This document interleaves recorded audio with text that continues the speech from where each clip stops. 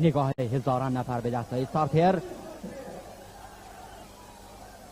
و باز شدن دپار و شروع کورس چهارم رو در مخصوص اسبای پروبرد 3 ساله هندیکاپ در مسافت 1000 متر ریو کالکشن زاده کارملای چشمابی با سابق سواری عبدالخالق چپرلی و در رده دومی قرار گرفتن کاسپینکو و همچنین اومدن پنج آنیکا با سابق سواری عبدالرحیم آرمیده رو داریم. همچنین هفت باز چشمه با سابق سواری اسماعیل کوچکی هم میاد تا در رده اسبای جلوی قرار بگیره. تا کنون رحیم خان اسب انتهایی این دور هست.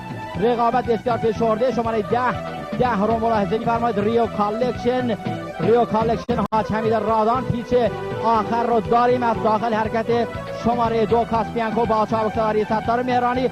فرار ریو کالکشن عبدالخالق چپرلی و اومدن یک بالیم هم میاد تا در اسبای جلوی قرار بگیره. از بیرون حرکت 5 آنیکا این شماره 10 ریو کالکشن 5 آنیکا و عبور 2 کاسپینکو.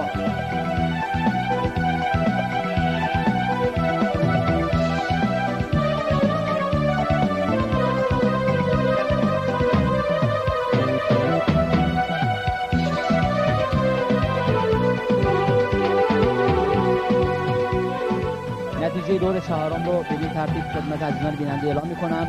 قهرمانی برای ریو کالکشن حاج حمید رادان، مربی فرهاد خان قلیزاده قزل، سابق سوار عبدالخالق چپرلی. عنوان دومی برای آنیکای غفارآق، مربی کویلی قرمانی، سابق سوار عبدالرحیم آرمیده. و عنوان سوم برای کاسپینکوی متین نادرزاده، مربی رحیم بردی مهرانی، سابق سوار ستار مهرانی.